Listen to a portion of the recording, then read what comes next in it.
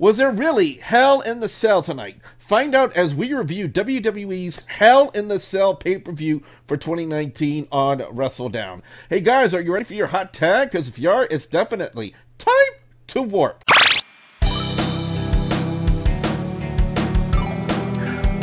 Bonjour, this is Holly, and you're watching WrestleDOWN on WGS-TV.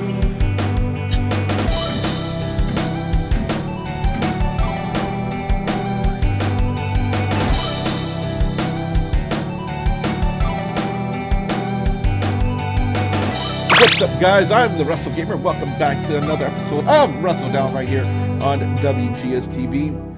Well, the Hell in the Cell pay-per-view, and boy, do we have a lot to talk about what happened tonight. First off, joining me on the review, you know him. He's all the way on the other end of the screen, is the Studly Man, Ashley. Ashley, how you doing?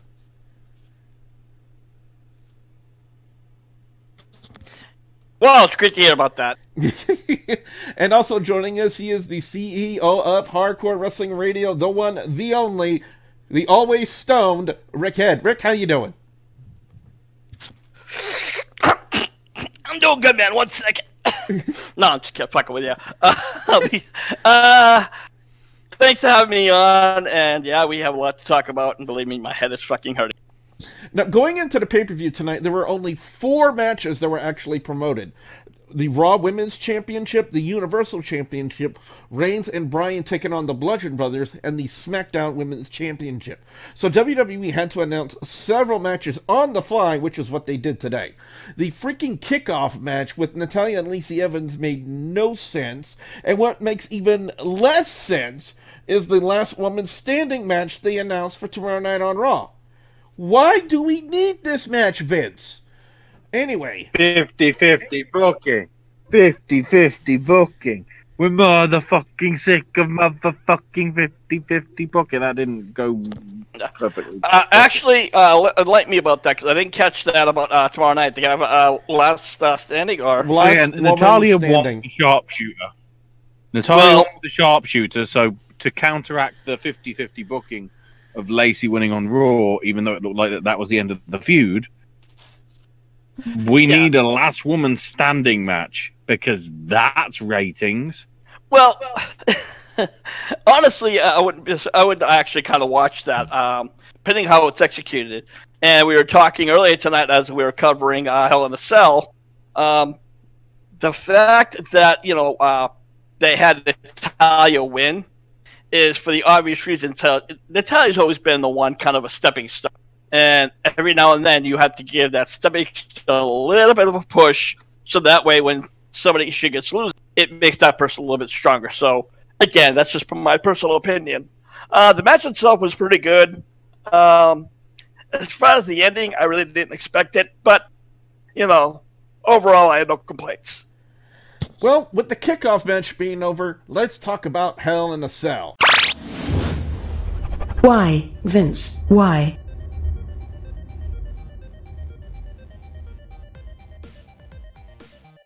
We would start with the Raw Women's Championship being defended inside the Hell in a Cell, as it was Becky Lynch taking on Sasha Banks. But the action would get started before the cell could come down, as Sasha launched an attack against Becky before the match could even get started. The cell lowered all the way down, and while the women were on the outside of it, but they still had a door, and the door chain would come into play, as Becky first used the door to send Sasha reeling back into the ring, and then used the chain wrapped around her fist several times to punish the boss. Then it was toy time. No, Rick, we don't mean those kinds of toys. I'm talking about tables. I'm talking about ladder. I'm talking about multiple chairs and so on. You have to really, right now, Rick, mention some of the innovation from the women in this match. Like, for instance, Sasha with the Meteora to Becky into the ladder. That was a really innovative spot. Yeah, a lot of people really aren't a fan of Sasha Banks. Some aren't, some aren't. I have to give credit to her. She did, a fairly decent match. There are a few small botches, but, with wrestling, there are a lot of matches you're going to see botches that, if they're small ones, you just overlook it and say, hey, whatever, it is what it is. Another spot on the outside we definitely have to mention from this match. Sasha launched 2 kendo sticks in the corner in an attempt to send Becky into it, but she would reverse it and send the boss into those kendo sticks. Then Becky would take out a steel chair, lodge it on top of the kendo sticks, and then put in a third one underneath it to hold it together. And then Becky would then place her on top, Banks on top of the chair in a sitting position, and then launched a running drop kick off the apron into Sasha. Now, guys, I have been watching wrestling since 1986. I even remember watching the inception, the very first Hell in a Cell match with The Undertaker and Shawn Michaels, all the way back in 1997 when Kane made his debut. In all of the Hell in a Cell matches that I've watched, Ashley, I have never seen a spot like that. They were doing innovative things, which, to be honest, is good. You know, it sort of proved that this was a match that belonged in the Hell in a Cell. They were doing sort of stuff that we haven't seen before, stuff that made sense, stuff that looks bad but was probably more safe than anything that anybody else had done. You know, kind of like the meteor through the really table as well. Yeah, that sort of stuff. It was just beautiful. Now, here's how the finish of the match would go down, guys. Becky would connect with a Bexploder off the top onto a pile of steel chairs, and then she would lock on the Disarm Her on Sasha, forcing her to tap out as Becky retains the Raw Women's Championship. So one thing we now have to ask, Ash and Rick, if not Sasha, then who? Well, I think once they get a feud done with Natalya, I could definitely see Lacey Evans. You know, despite her losing tonight, she's definitely a formidable force in the women's division. I'm not crazy about her character or gimmick, but without question, she's definitely women's title material, without question. Any thoughts, Ash?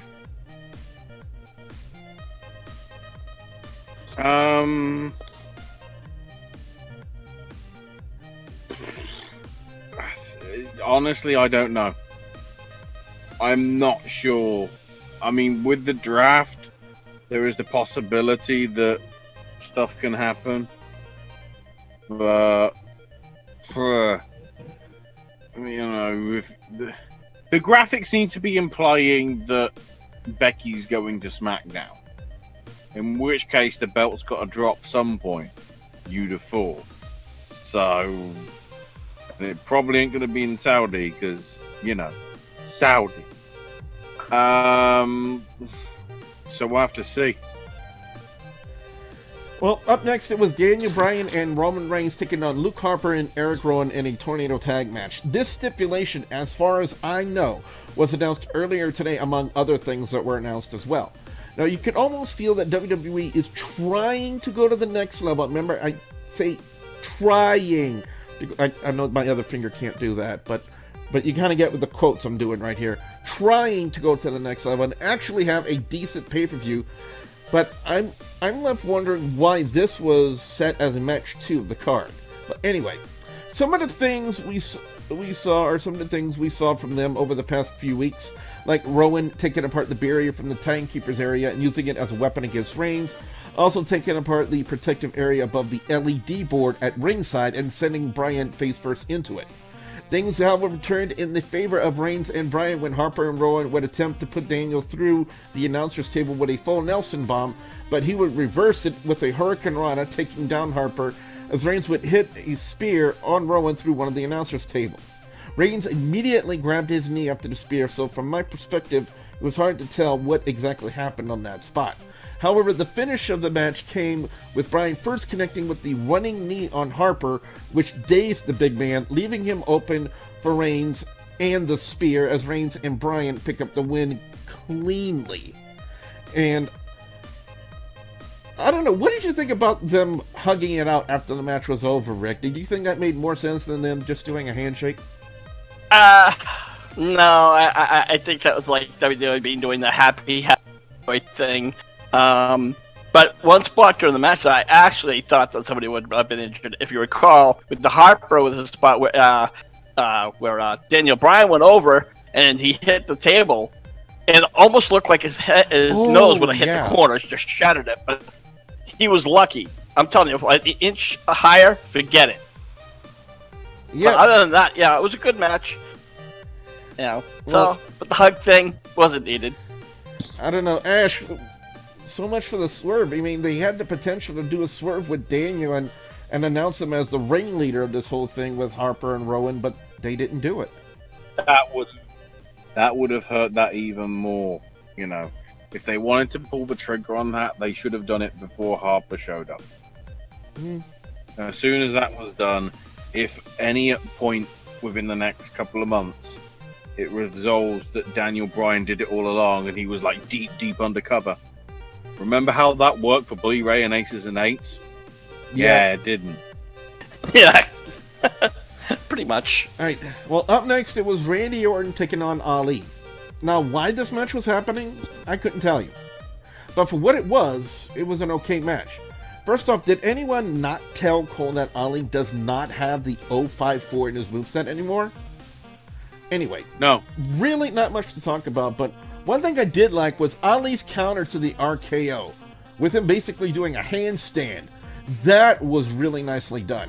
However, it was all over for Ali when he went for his rolling face buster, but would get caught with the RKO as Orton picks up the win. Also, one thing noticed, did you guys notice the bruise on his ribs and midsection? All I can say about it, Ash, when I look at that is, ouch! Yowie ouchie. That's what you meant to say. Yeah, and I wonder if Ali needed a little bit of this. A little bit of the bubbly! Maybe that would have dulled the pain a little bit. Well, I can tell you why Ali lost.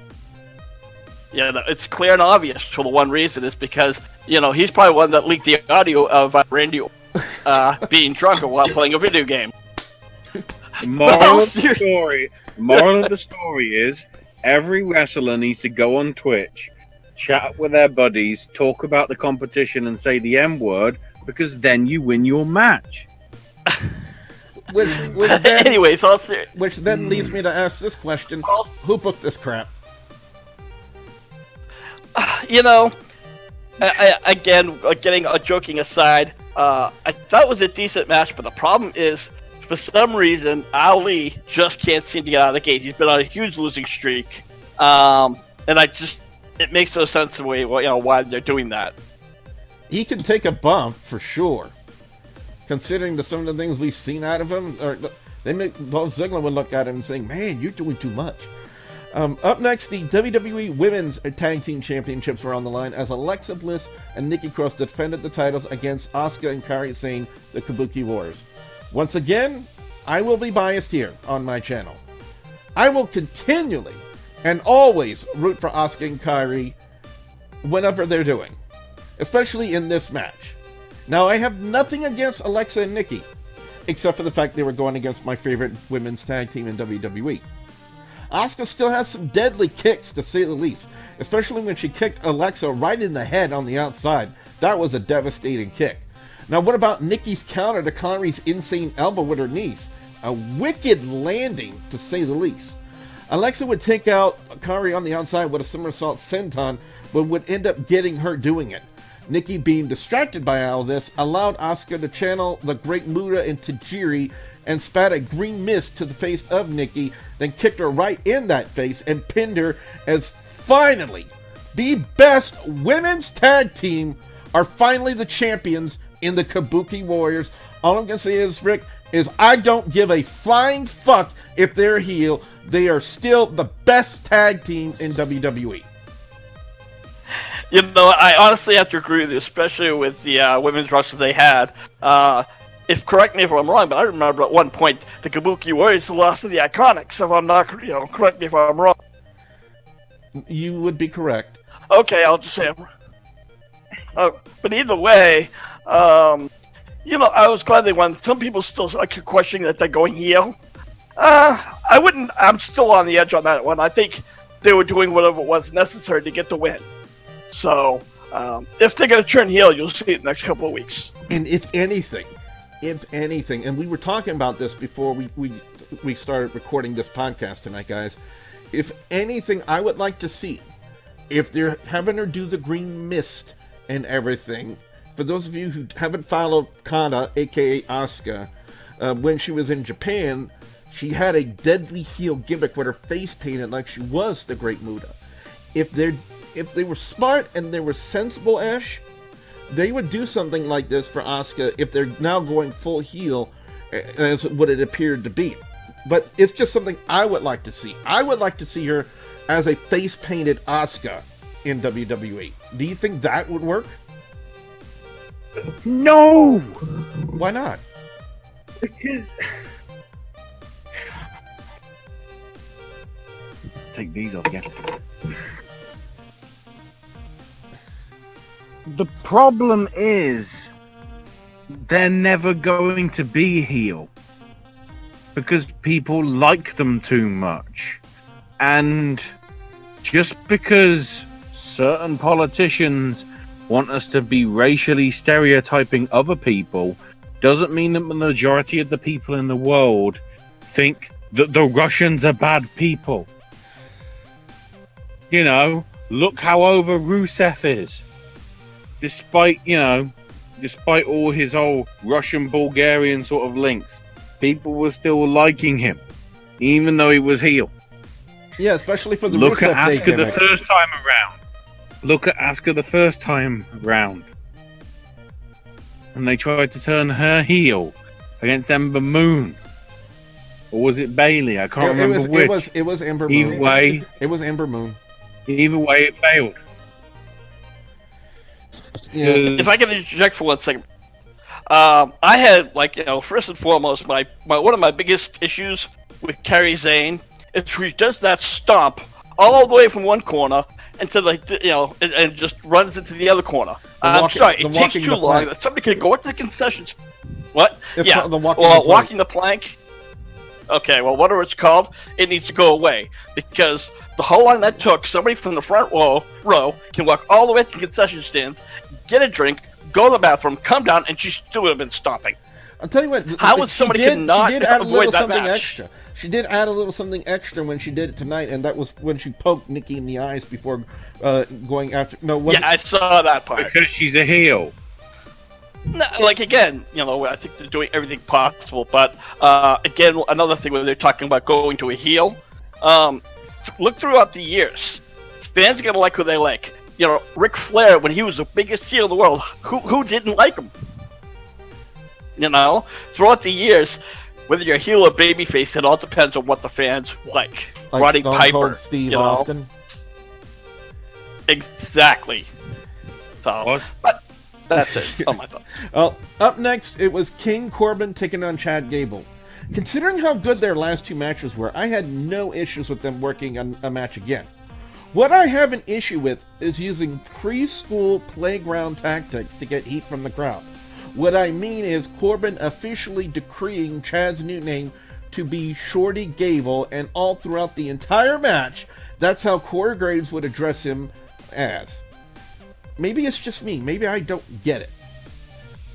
Now, to me, Gable is kind of adopting a Kurt Angle style of moveset. Like with the suplexes, the ankle lock even, and he had a pretty good moonsault. Corbin... Because he's Kurt Angle's actual real-life fake son, not Jason Jordan. You had a chance at actually doing that and people believing the angle. Not the whole Peter Griffin singing My Black Son at Jason Jordan. Oh my god.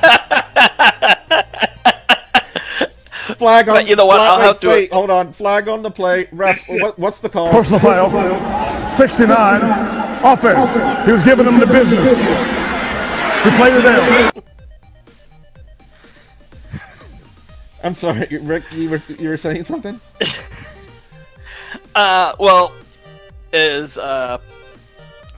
We're saying, everybody saw it. Even when we were talking on the podcast, somebody was saying that Gable is trying to, is trying to appear as the next Kurt Angle. And I agree. But I think if you put a little bit of a different spin on it, it would be fine.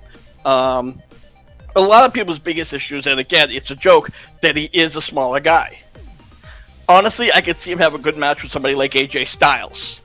I agree. Because it would be, the height's not too much different, but excuse me, with AJ Styles being a heel, I don't think he'd win. I would have been referring to Gable. They're doing the shake-up. I think Gable should go back down to NXT. Just my thoughts. Very quickly, before we go forward, I did skip a match, and I do apologize, but then again, there was really no point to this match. Oh, God, yeah. The OC taking on the Viking Raiders and Braun Strowman. This is what happens, Billy, when you do a 4-match card and then you go, oh, wait, we've got to announce matches. Quick! Mike, Kathy, Kayla, you're on the bloody YouTube pre-show thing, WWE Now. Mention 5 other matches. Thanks. No, they didn't have to mention that. You know what they did? They had one of those little bingo things and say, okay, one name, AJ Styles, that's it, and then, versus. I think that's what they had to do. Okay. Well, yeah. Well, very quickly. It took them forever to say, Well, go ahead. No, you go ahead. I'm just saying, it was the 11th hour, and they had to throw this shit before. And it made no sense to me. They cared more about popping ratings for the season premiere than giving quality. Some people still, for some reason, pay, upwards of $60 for these pay-per-views. Because they don't subscribe to the network. Well, yeah, that's just stupid. Well, very quickly, just to get everyone caught up, because like I said, I did skip that match, and I do apologize about that, guys. Is the OC would get disqualified in the match for the 3-on-1 beatdown they were doing to Braun Strowman. The Viking Raiders would try to even things out, and they took out Gallows and Anderson with stereo tope suicidas. Styles nearly gets power slammed by Strowman, but he can get out of it. Then go for the phenomenal forearm, and Strowman swatted him out of the sky with a right hand, knocking him out. I wonder if that's a sort of a dig at what they're going to be doing with Tyson Fury, but I will say this. After the match over, the way Styles was selling it as they left the ringside, hilarious. I loved it. I thought it was great. I thought he really sold it. With I agree. The stumbling and the spaghetti legs and everything like that. Yeah. One thing that I love about AJ Styles, he can sell it. He can sell anything. And I know there's a bit off the site, but those fucking street profits and street punks or whatever you want to call them. Angelo Dawkins and again, I don't know the names. Angelo Dawkins and Montez Ford. Yeah. Okay, Dawkins, I guess, is the heavy guy. Yes. He can't sell a fucking move. I mean, the way he sells it, he could have a cold cup of water in a fucking desert and nobody else would take it. He is horrible. Absolutely disgusting. But I digress. I like the match. And I was hoping that the Vikings, it was going to be just the Vikings versus Gallows and Anderson and have the Viking Raiders win. They're on a huge rush, and that's how it should have been done. But that's just my thoughts. Any thoughts, Ash? I'm just wondering if they do a Tyson Fury match. Tyson just shoots and no, I'm actually going to knock you the fuck out. See how you like it. I am the king of the gypsies. Now, for the finish for Corbin and Gable, guys, again, like I said, I do apologize for skipping that other match. Corbin was once again on the ropes against Gable, and then resorted to using his scepter once again. I'll allow everyone a chance to giggle. However, the referee would stop him, which allowed Gable to roll up Corbin and a schoolboy to pick up the win. But again, I hate the fact that they're doing something so cheap, so fucking cheap, just to get someone over on Gable to get heat. They actually announced him, here is your winner, Shorty Gable. Why? Why was that necessary? Why? Well, it's very simple. Again, they're trying to, push him down and push him down. If you remember years ago, a similar thing with Daniel Bryan. He was going to lose. He was going to fight and fight. No matter how he did, he was going to fight. And then at WrestleMania, he broke through. He won. He's a champion, and he was over.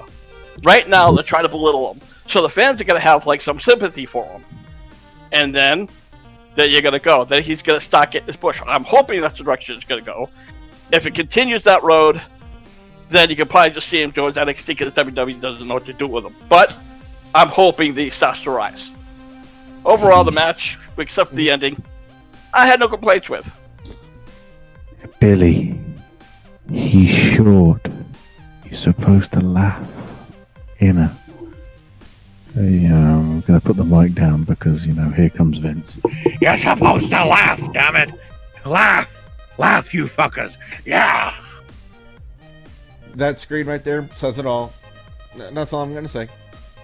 Anyway, when you guys watch back the video, you'll understand what I'm talking about. Up next, the SmackDown Women's Championship was on the line as Bayley defended the title against Charlotte Flair. This match was set up due to the fact that Charlotte made Bayley tap out in the tag match that happened on Friday Night SmackDown. Bayley would have a plan of attack and went after the leg of Charlotte Flair for a short period of time, but didn't last very long. Charlotte would hit her moonsault, which was nicely done, as always, and she would also try the natural selection, but Bayley would kick out. Bayley would resort to using heel tactics, like trying to pin Charlotte with her feet on the ropes, but the referee would catch her before the pin. Charlotte would take advantage of this by hitting the big boot on Bayley and then locking the figure 8 on Bayley to pick up the win and become the new SmackDown Women's Champion. Now, after the match, Bayley would end up having a breakdown of sorts and even begged for the referee to restart the match. And actually, you and I, we were kind of discussing this, and one thing that you were kind of contemplating is that you thought that Bayley might be leaving the company. Well, they lingered on it for a long time. I'm laughing because it's just like she begged the referee to restart the match. We needed her about 20 minutes later. I mean, it just felt weird why they were lingering on it for so long. Because it's like, you thought she was wavering enough when Carmella and her go back just as far apparently as Sasha and Bayley. It's like, so is she now conflicted? Is she going to turn on Sasha because the grass isn't greener on the other side or something? But then again, Sasha lost and she looked depressed as all hell. So, to quote Lex Luger, I don't know. Rick, a question for you. Have you and the HWR guys discovered the secret of how Charlotte gets her boobs bigger and bigger every time she's on TV? Oh, absolutely. Lance, of course, still says that Charlotte needs a chromosome check. She thinks that Reed Flair is now Charlotte Flair. But, yeah, actually, she had to actually get them fixed last year. She did an interview where one of her boobs ruptured. So she had to get them fixed, and yeah, they have gotten a little bit bigger. Now, all kidding aside, when something like that happens, that could be a dangerous thing for a woman. Yeah, absolutely. So we just want to make sure that we're not making light of it. We just want people to know that. Then again, at the same time, it could be dangerous for Andrade's health in the bedroom. Just saying. Well, up next, speaking of things that were dangerous in the bedroom. Is that why Paul Heyman looked like he had black eyes on Friday? Oh my God! Oh, you know what, Ash? You get a little bit of this from Chris Jericho. A little bit of the bubbly. There you go. You get a little bit of that, Ash. A bouquet. Finally, it was time for the main event, the Universal Championship being defended inside Hell in a Cell, as Seth Rollins defended the title against the Fiend Bray Wyatt. First thing to note about this is that the entire match was done under red lights. I would assume to simulate them actually fighting in hell. Fiend would take the fight to Seth in a very violent way. However, he did no-sell a lot of things. Rollins hit him with a kendo stick, no sell. Repeated stomps, no sell. Hits pedigree, no sell. I will say this, I kind of laughed when I saw Fiend's hammer there, Because to me, it had kind of like a demonic comical sense to it. Because the only time we've ever seen that hammer was on the Firefly Funhouse, and Ramblin' Rabbit's always been on the business end of it. However, WWE would have to do something to fuck it up. That's what they did. Flag on the play. Referee, what's the call on this? Personal foul, 69, offense. He was giving them the business. He played it down. You know, I understand what you were saying, there's no selling, but I think that's what they were trying to do with The Fiend. You know, no matter how hard Rollins would beat him down, and beat him down, fine. This should not have been a Hell in a Cell match, because they ended on a fucking DQ. Kevin, what was the point of having a Hell in a Cell? Exactly my point. As we see Ash with the signs here, Kevin, Fox, Vince. Those are three. But again, it boggles my mind. Rollins had the sledge. Well, first off, let's set the stage for everyone so everyone will know. Seth first hit Fiend in the head with a chair, couldn't pin him. Then put a ladder on top of him with a chair in between, struck him with another chair, couldn't pin him, then waylaid on him with a toolbox on top of everything. Rollins would go for a sledgehammer. The referee begged him, saying, "This isn't who you are. Don't do this. You're better than this," and pleaded with Rollins to not do it. And he did, and the referee actually disqualified him. How do you disqualify someone in a Hell in a Cell match? What's the fucking difference between Fiend's hammer and a sledgehammer? Vince, for the love of God, pull your head out of your own ass and get a cup of Folgers crystals so you can wake the fuck up. Now, if people are going, well, why are you railing so hard on this when you only railed slightly on the sort of what happened with Moxley in AEW? In the Moxley AEW one, you, I guess, could sort of get away with it because they're playing sort of loose with the rules, and obviously you're trying to build the angle with Kenny and Mox and whatever, which, I guess we're sort of that's you can sort of let it slide because I don't know. That's probably a bad reasoning, and that's just making it even worse for us. I'm digging a bigger hole. But it's just the whole...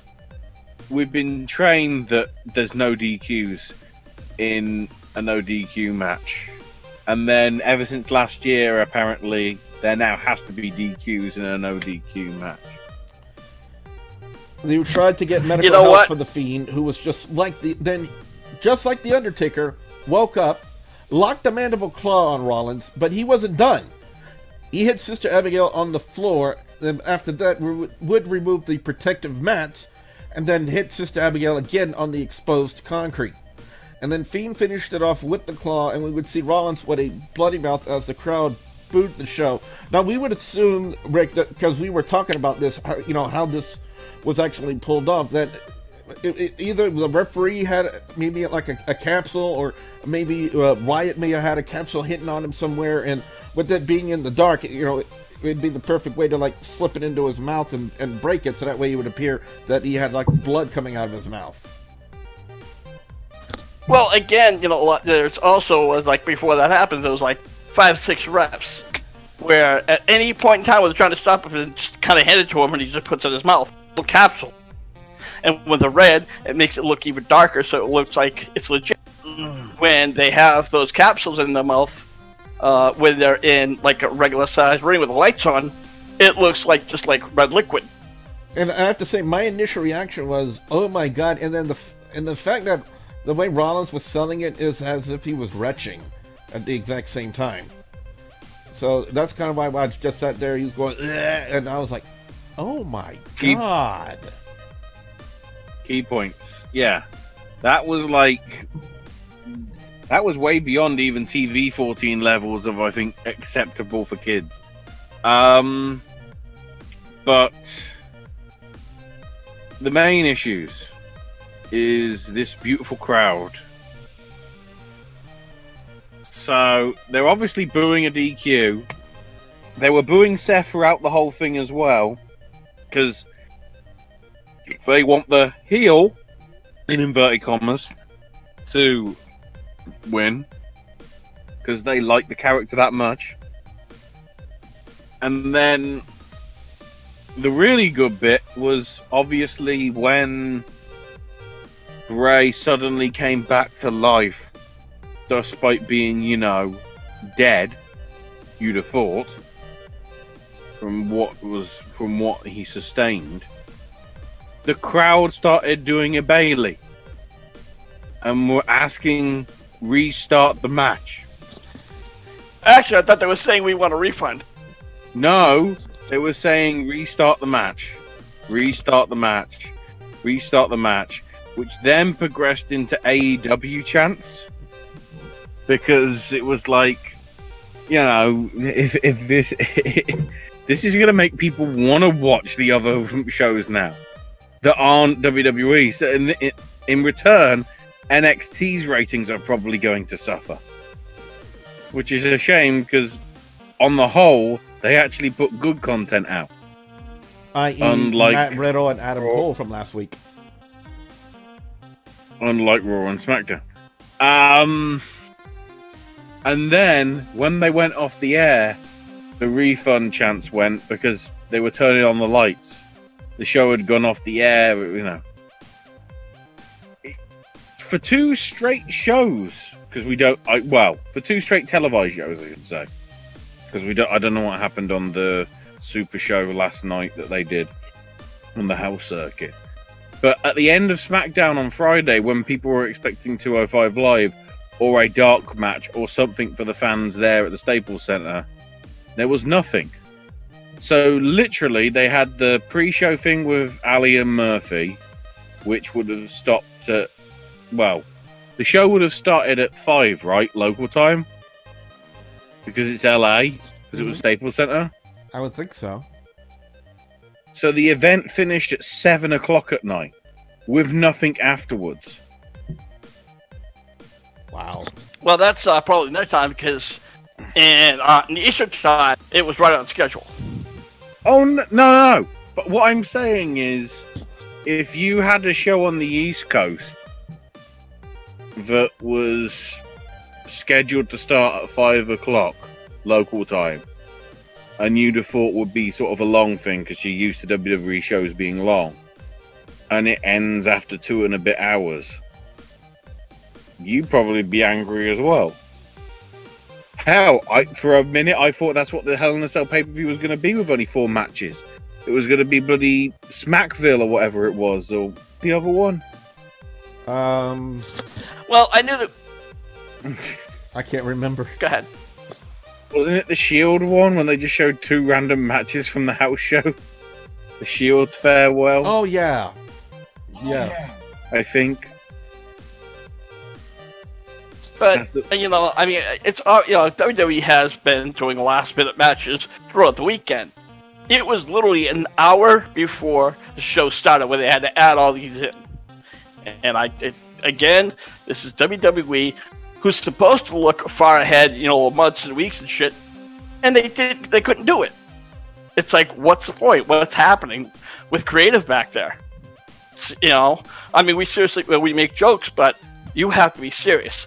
These people, WWE's lost the plot. They don't have a proper looking far ahead. You have Triple H, who's too busy looking at NXT. You have Vince, who probably can't even fucking remember his own name. And Stephanie, you know, probably the only one who has a brain. I don't know. I just... Yeah, but she invented the women's revolution. It was nobody else's idea. Just hers. Actually, no, it was AJ Lee who actually did the first shut up, give Divas a chance. But, of course, it was Stephanie, so she takes credit. Yeah, it was Stephanie. Only Stephanie. Well, before we go completely off track about Hell in a Cell, let's go to overall score and thoughts.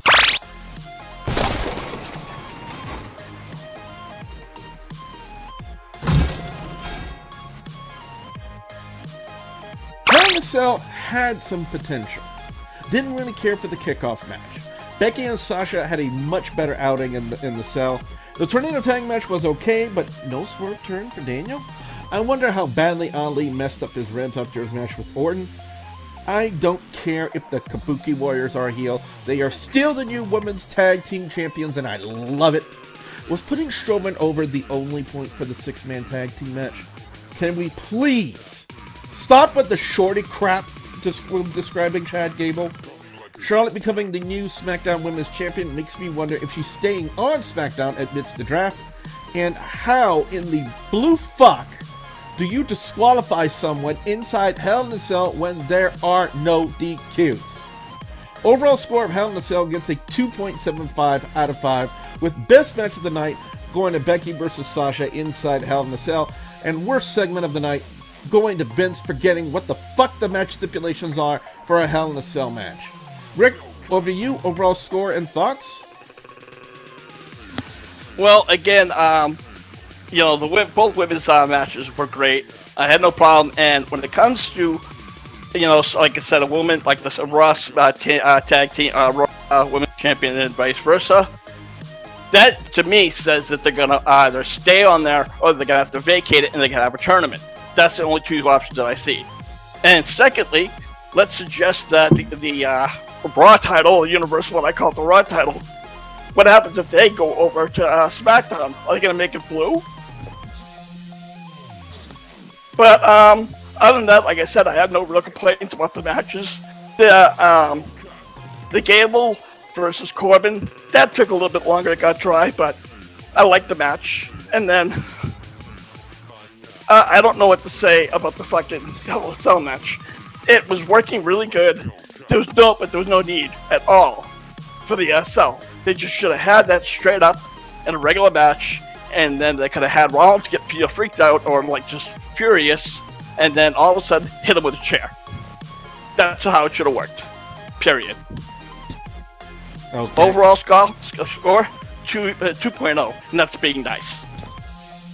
Okay, Ash, over to you. Overall score and thoughts? Oh.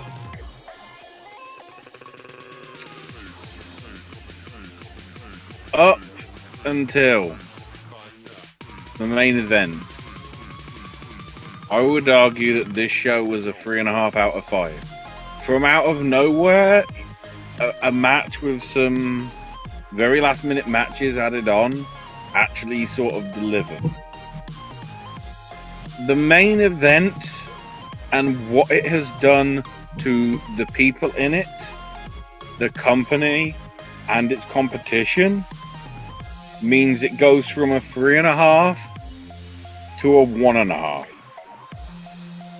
That is the power of one match, everybody. Absolutely. You know, don't get me wrong, this was a good show, but at the same time, this is what happens when you misread the fans' reaction and what maybe the execs at certain companies want, if they want that person on their brand. If the rumors are to be believed, and that Fox do want Wyatt on their brand because of how crazy and wacky a character he is. Also, Kevin, stop doing the whole moving with the camera or cutting or zooming in on every single fucking hit. You know what, Kevin? Flag on you. Ref, what's the call? Personal foul. 69. Offense. He was giving them the business. He played it down. No. Personal foul. Dick in the truck. Too much fucking control. Get the fuck out. You're ejected.